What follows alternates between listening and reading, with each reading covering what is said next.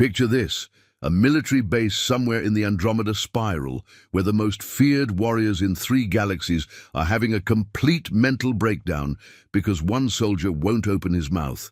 Not a single word, not even a grunt, just silence.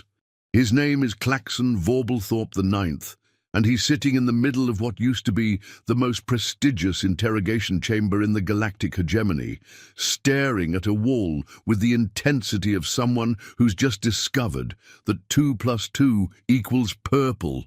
The poor bastard hasn't said a damn word since his ship crash-landed 3 rotations ago, and frankly, everyone's starting to panic. You see, Klaxon wasn't just any soldier. He was part of the elite Cosmic Annihilation Squadron, the kind of unit that could glass entire solar systems before breakfast and still have time for a decent cup of quantum coffee. These guys were legends.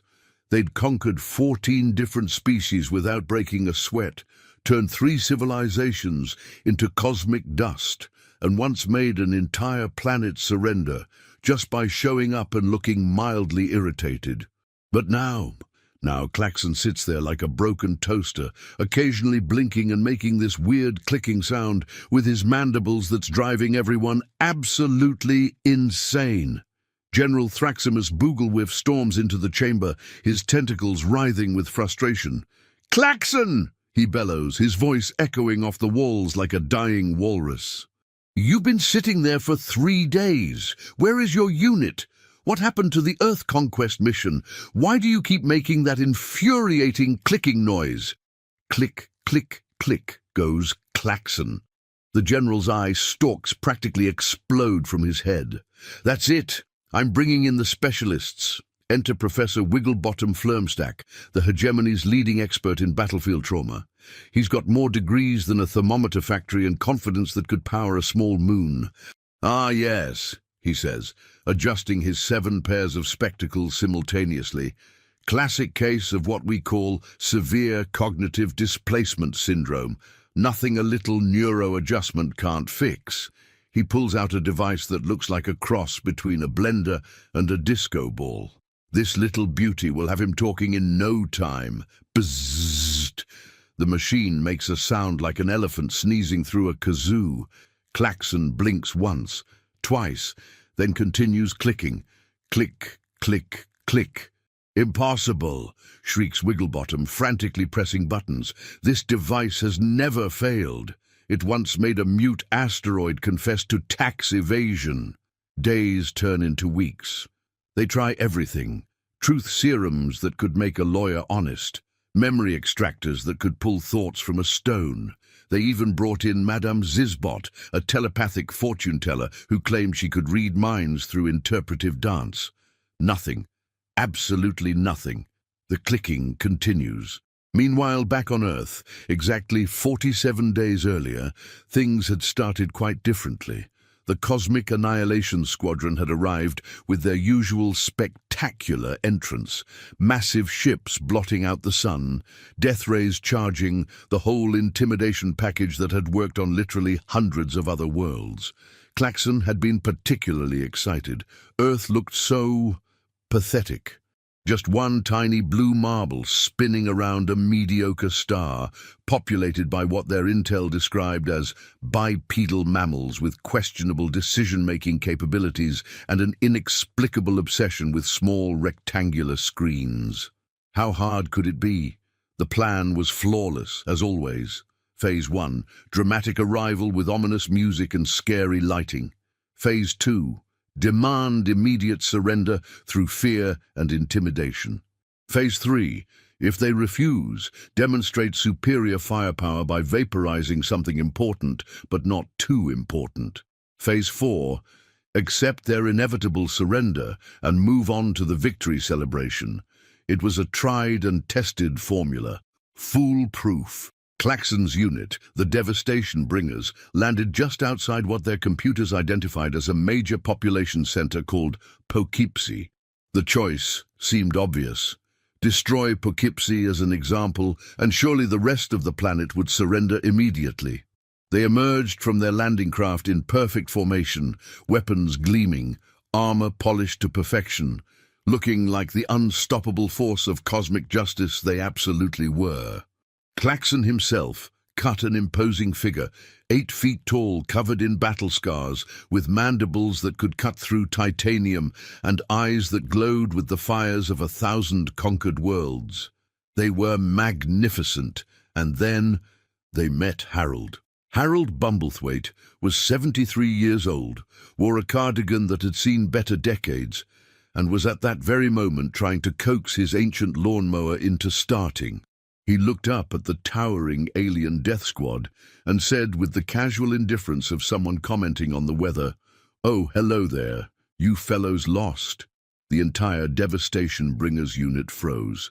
This wasn't in the manual. Commander Screech Mortalbane, Klaxon's superior, stepped forward and delivered their prepared speech. "Tremble, pathetic Earthlings. We are the Cosmic Annihilation Squadron. Your world is now under the dominion of the galactic hegemony. Surrender immediately or face complete obliteration." Harold scratched his head. "Well, that's quite a mouthful, isn't it? You boys want some lemonade? The wife just made a fresh pitcher." The aliens looked at each other. "Lemonade? What the hell was lemonade?" "Silence!" roared Mortalbane. "We demand to speak to your world leaders. Bring us your military commanders, your government officials, your—" "Oh, government?" Harold chuckled. "Good luck with that, son. They're all in Washington arguing about whether hot dogs are sandwiches. Been going on for 3 weeks now. Real important stuff, you understand." This was when Klaxon first noticed something was off. In all their previous conquests, aliens either ran screaming or immediately begged for mercy. They didn't offer beverages. Harold disappeared into his house and returned with a pitcher of lemonade and several glasses. "Now then," he said, completely ignoring the fact that these were clearly hostile aliens, armed with weapons of mass destruction. "What can I do for you boys?" Lieutenant Garzok the Bone Crusher whispered urgently to Mortalbane, "Sir, what's the protocol for beverage offers from enemies?" I don't know," Mortalbane whispered back. "It's never come up before." Harold was already pouring lemonade. "You know, you fellows remind me of my grandson Timmy. He's always playing dress-up too. Last week he was a pirate. Week before that he was a dinosaur. Kids these days, am I right? And that's when it happened, the moment that would haunt Klaxon for the rest of his considerably shortened life expectancy. Commander Mortalbane, the terror of 12 solar systems, the being whose very name made entire civilizations wet themselves, accepted a glass of lemonade from a human. He took a sip. His eyes went wide. "This is—" He paused, his voice filled with wonder. "This is actually quite refreshing." The unit stared in horror as their commander, asked Harold for the recipe. "Oh, it's simple," Harold said cheerfully. "Just lemons, water and sugar. The trick is getting the proportions right. Too much sugar and it's syrup, too little and it's just sour water. My grandmother taught me the secret. You add just a pinch of salt. Brings out the flavor, you know." Within minutes, the entire Devastation Bringers unit was sitting on Harold's lawn furniture, discussing citrus-based beverages and the merits of different sweetening agents. This was not how conquests were supposed to go. Klaxon tried to salvage the situation. "Sir," he whispered urgently to Mortalbane, "perhaps we should proceed with the obliteration schedule." "In a minute, Klaxon," Mortalbane said, completely absorbed in Harold's explanation of how to prevent pulp from settling at the bottom of the pitcher. "This is fascinating stuff." Things went downhill from there. Harold introduced them to his neighbor Gertrude Snodgrass, who immediately began discussing her prize-winning petunias. Within an hour, Lieutenant Garzok was on his hands and knees, learning about soil pH levels and the importance of proper drainage. Then came Harold's wife Meredith, who insisted they stay for dinner. "I've got a pot roast in the oven," she announced, "and there's plenty for everyone." The Cosmic Annihilation Squadron, the most feared military unit in known space, found themselves sitting around a dinner table, wearing paper napkins tucked into their armor, discussing the weather and whether the local baseball team had any chance of making the playoffs. Klaxon watched in growing horror as his comrades, warriors who had bathed in the blood of their enemies, politely complimented Meredith on her mashed potatoes and asked for seconds. "This gravy," announced Commander Mortalbane with tears in his eyes, "is the most beautiful thing I've ever experienced." But the real nightmare was just beginning. After dinner, Harold suggested they watch some television. "There's a great show on tonight," he said. "It's called Cosmic Battles of the Universe. It's about these alien warriors who conquer planets. Right up your alley." They sat there, an elite military unit, watching a TV show about alien invasions while eating popcorn that Meredith had made in what she called her special popcorn machine. The show was terrible. The special effects looked like they'd been done by a budget-conscious teenager. The acting was wooden, and the plot made absolutely no sense. The alien invaders in the show were portrayed as bumbling idiots who couldn't conquer a lemonade stand, let alone an entire planet. And Klaxon's unit was laughing at it. "Oh my," chuckled Lieutenant Garzok, "look at that one. He's even more incompetent than Sergeant Blorgoth from accounting." "The accuracy," wheezed Mortalbane. "It's like they've met our intelligence division." Klaxon felt something break inside his mind. They were supposed to be terrifying. They were supposed to be unstoppable. They were supposed to make civilizations tremble at the mere mention of their names. Instead, they were sitting on a floral print sofa, arguing about whether the alien makeup in the show was realistic. Days passed. Days. Harold and Meredith treated the invasion force like long-lost relatives. Harold taught Commander Mortalbane how to use his riding lawnmower. Meredith showed Lieutenant Garzok her knitting techniques. Sergeant Blocksnard learned to play bridge with the neighbors. The Devastation Bringers had become the Devastation Bringers Book Club and Lawn Care Society. Klaxon tried to contact the fleet, but Harold had accidentally unplugged their communication array while looking for an outlet to charge his tablet. "Sorry about that," he said cheerfully. "Wi-Fi's been acting up all week. You know how technology is." No, Klaxon did not know how technology was. In his experience, technology either worked perfectly or you shot it with a plasma cannon until it worked perfectly. But the worst part, the part that finally shattered what remained of Klaxon's sanity, came on day 6 of what was supposed to be a 3-hour conquest mission. Harold introduced them to his grandson. Timmy was 8 years old, wore glasses held together with tape, and had the kind of boundless curiosity that could power a small research station. He took one look at the Cosmic Annihilation Squadron and announced, "Cool, are you guys here for the comic convention?" "Comic convention," whispered Mortalbane. "Yeah, you've got awesome costumes, especially you." He pointed at Klaxon. "You look just like Destroyer Zack from Galaxy Warriors. Can you do the voice?" Before Klaxon could process what was happening, Timmy had climbed onto his lap and was examining his armor with the intense focus of a professional critic. "Wow, this is really detailed. Did you make this yourself? The articulation on the mandibles is incredible. And these weapons look so realistic. They're not real, are they?" Klaxon stared down at this tiny human child who was treating him like a costume. "Course they're not real, Timmy," Harold laughed. "These fellows are just here for fun. Isn't that right, boys?"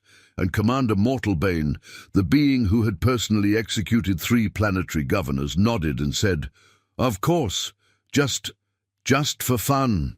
That's when Klaxon snapped. Not violently, not dramatically. He simply disconnected.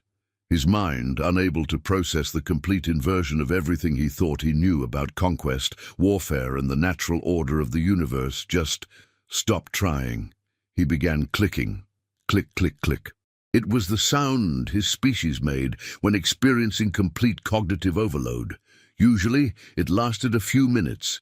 For Klaxon, it became permanent. The final straw came when Timmy asked if he could keep one of Klaxon's weapons as a souvenir. "It's just so cool," the boy pleaded. "I promise I'll be careful with it. Please?" And Lieutenant Garzok, warrior of 1,000 battles, handler of weapons that could level mountains, handed over his plasma rifle to an 8-year-old human child. "Just don't point it at anything you don't want to disappear," he said with a chuckle. Timmy immediately pointed it at his sister's dollhouse. Vaporization was instant. The dollhouse, along with a small portion of the backyard, 3 garden gnomes, and Mrs. Henderson's prize-winning roses, simply ceased to exist. Timmy's reaction was not what any of them expected. "Awesome!" he shrieked with delight. "Do it again! Do it again!" Mrs. Henderson came running over.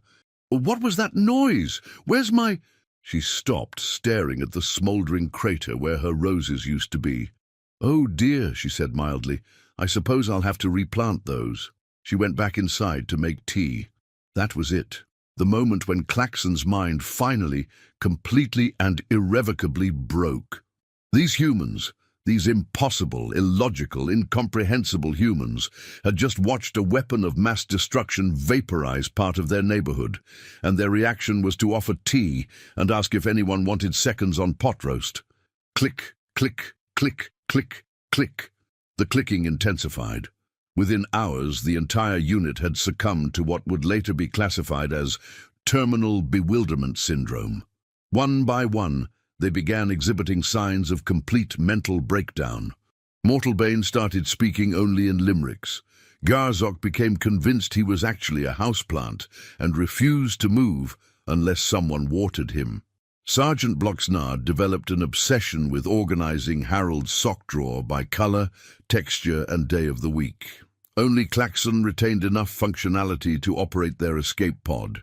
He loaded his catatonic comrades into the ship, his own mind hanging by the thinnest of threads, and activated the emergency return protocol.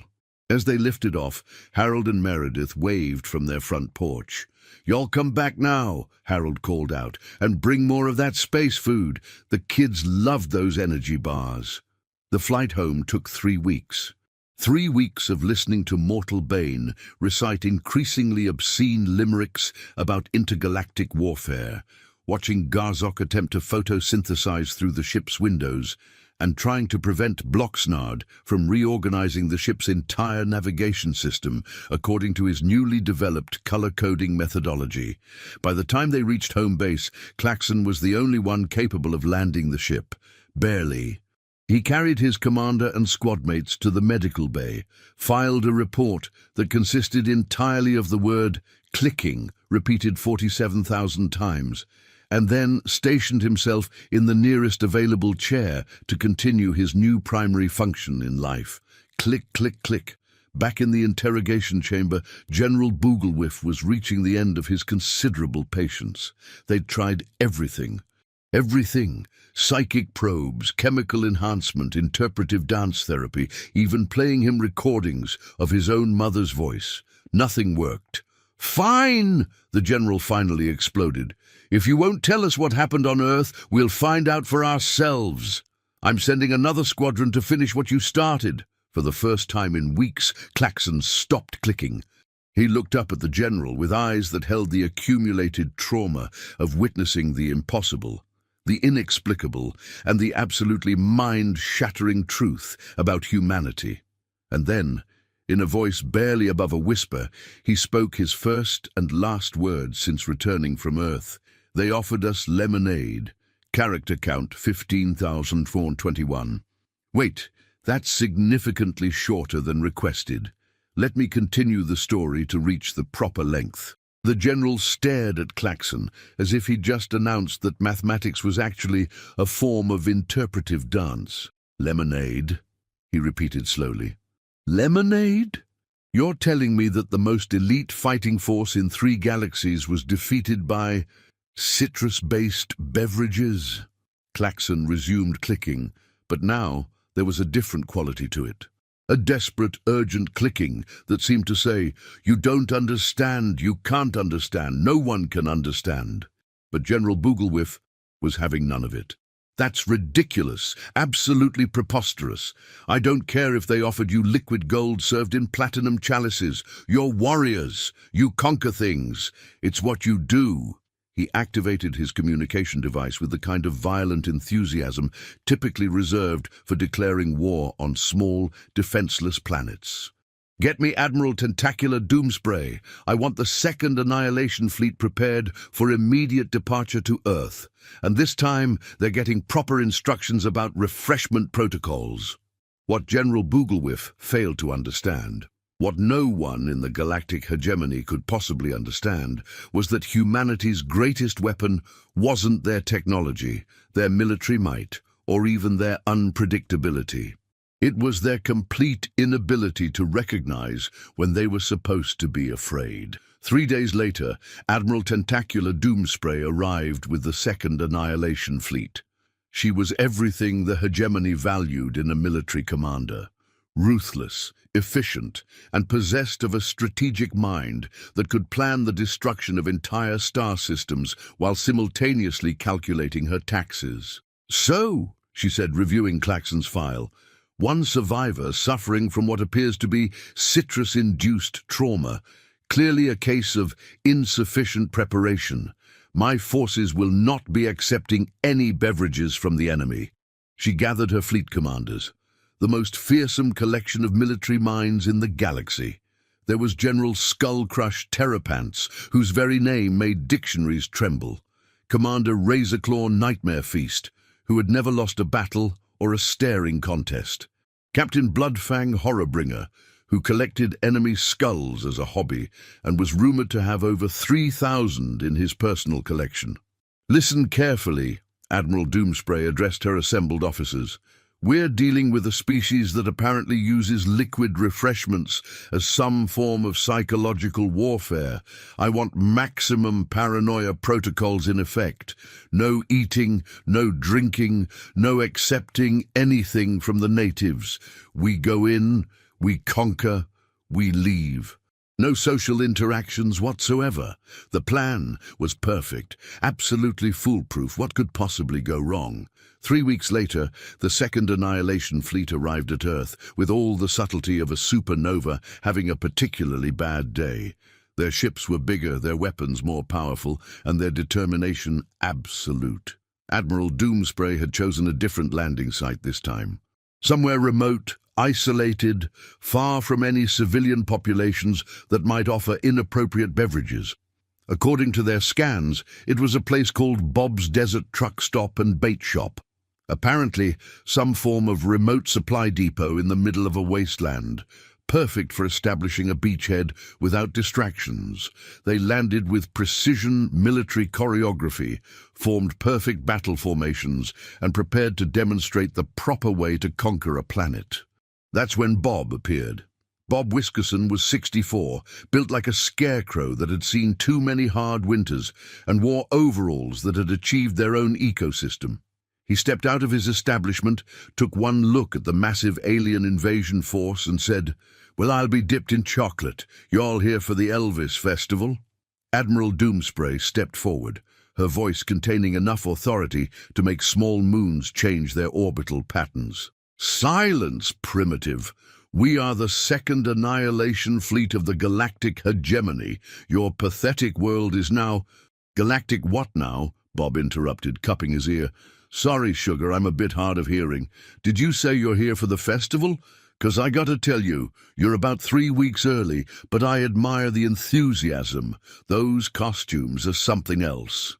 General Terrapants leaned over to Admiral Doomspray. "Ma'am, perhaps we should simply vaporize him and move on to the intimidation phase." "Vaporize who now?" Bob asked cheerfully. "Son, you got quite an imagination. Y'all want some coffee? Just made a fresh pot and it's hotter than a pepper's armpit." And there it was, the dreaded beverage offer. Admiral Doomspray felt her resolve waver for just a moment. The journey had been long, the coffee on the ships was terrible, and she was rather thirsty.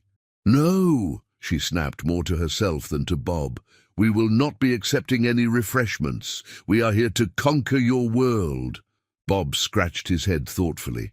"Well, that's ambitious. Good for you. My daddy always said you gotta have goals in life. Of course, he also said never trust a man who doesn't like dogs. And look how that turned out. He married my mother, and she was terrified of anything with 4 legs. Commander Nightmare Feast whispered urgently, "Admiral, this human appears to be malfunctioning. Perhaps we should proceed with standard intimidation procedures." Bob was still talking. "Now, conquering the world, that's quite a project. You boys got permits for that? The government's real particular about paperwork these days. Can't so much as sneeze without filling out Form 27B in triplicate. Permits?" Admiral Doomspray's voice reached frequencies that caused nearby electronics to spontaneously file for divorce. "We don't need permits. We have death rays." "Death rays?" Bob's eyes lit up with genuine interest. "Well, ain't that something? My nephew Jerry's been working on one of those in his garage. Mostly it just makes toast, but he's got high hopes. Y'all want to see it?"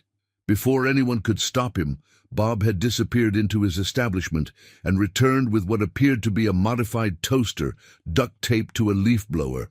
"Now, Jerry says this baby can toast bread from up to 15 feet away. Watch this." He plugged it into an outdoor outlet and aimed it at a nearby cactus. Bizzzt! The cactus now had perfectly golden brown toast marks across its surface. "Magnificent!" breathed Captain Horrorbringer, completely forgetting that he was supposed to be intimidating.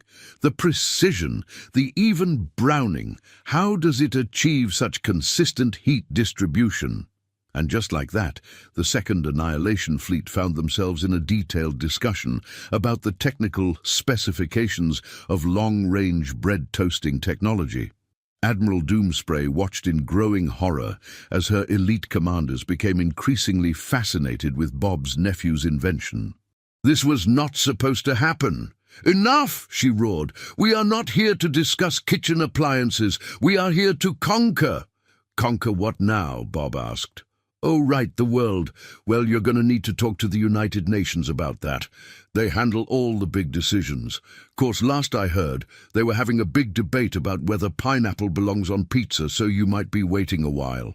"Pineapple on pizza?" General Terrapants looked physically ill.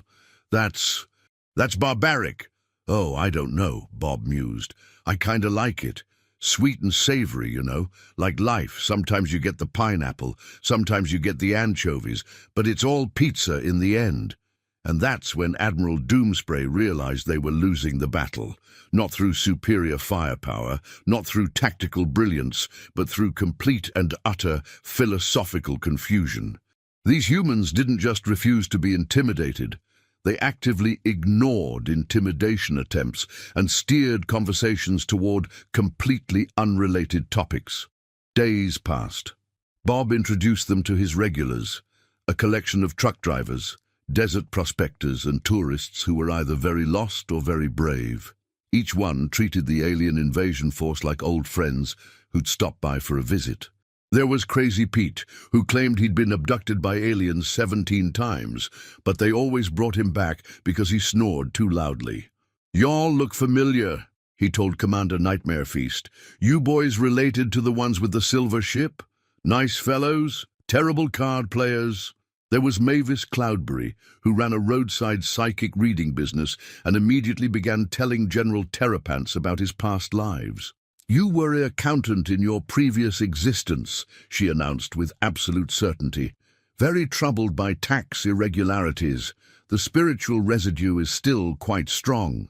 There was Desert Dan, who insisted on showing them his collection of interesting rocks, which turned out to be a shed full of absolutely ordinary stones that he'd assigned elaborate backstories and personalities to.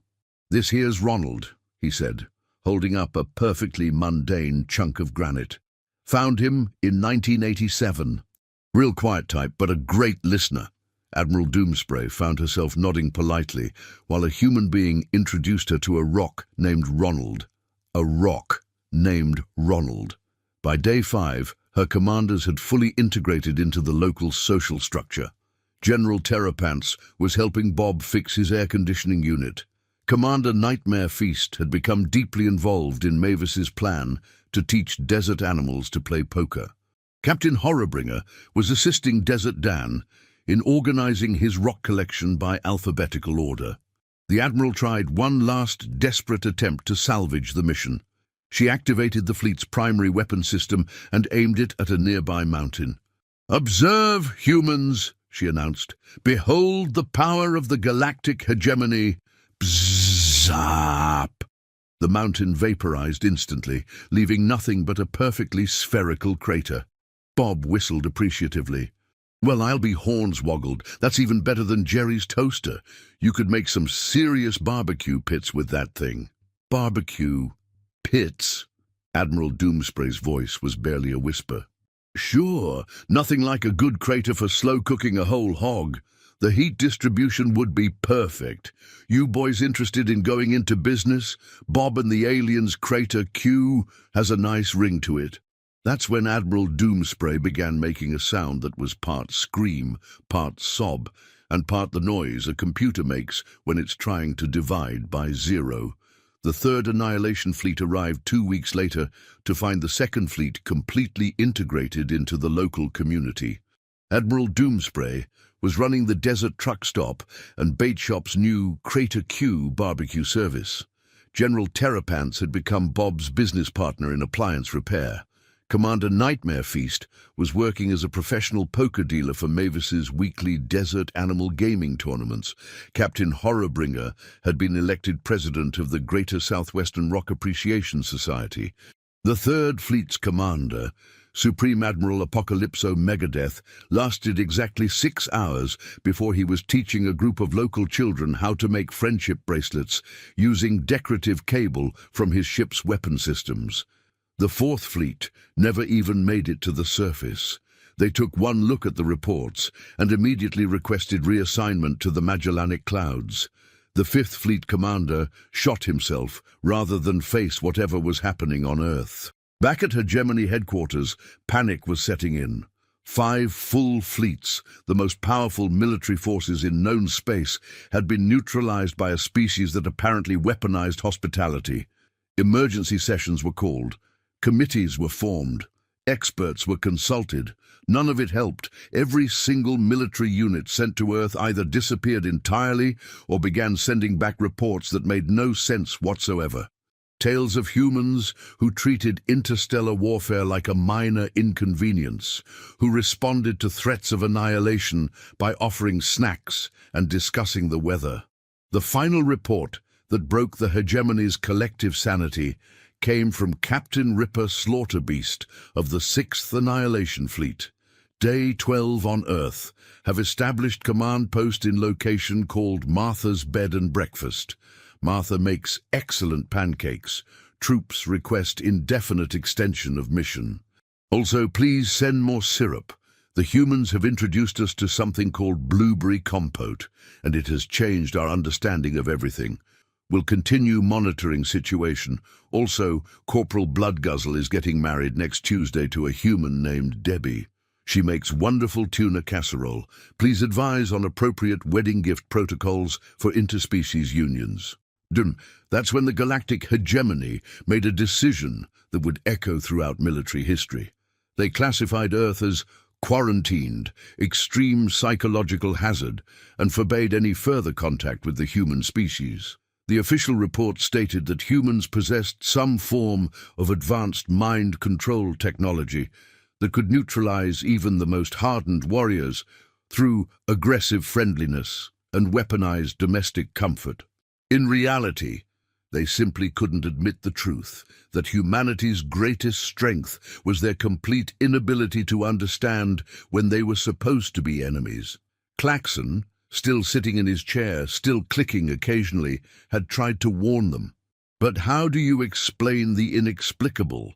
How do you describe a species that treats invasion like an unexpected visit from distant relatives? How do you convey the absolute terror of being offered lemonade by someone who should be cowering in fear? The clicking had been his mind's attempt to process the impossible. A species so naturally friendly, so genuinely welcoming, so completely incapable of recognizing hostility that they could accidentally neutralize entire military forces simply by being themselves. Years passed. The galactic hegemony adapted their strategy. Instead of conquest, they tried economic infiltration. They sent their best negotiators, their most cunning diplomats, their shrewdest business people. Every single one came back talking about human values and work-life balance and requesting extended vacation time. The hegemony tried cultural exchange programs. The participants returned with photo albums full of barbecue recipes and an inexplicable obsession with something called baseball. They tried scientific expeditions. The researchers came back with detailed studies on the psychological benefits of porch sitting and optimal techniques for small talk about weather patterns. In desperation, they even tried sending their accountants. The accountants returned, having established a non-profit organization dedicated to promoting intergalactic friendship through shared financial planning workshops. Eventually, the galactic hegemony simply gave up. Earth was classified as unsuitable for traditional conquest methods, recommend alternative career paths for military personnel, and removed from all strategic planning documents. The humans, meanwhile, remained completely unaware that they had successfully defended their planet from multiple invasion attempts.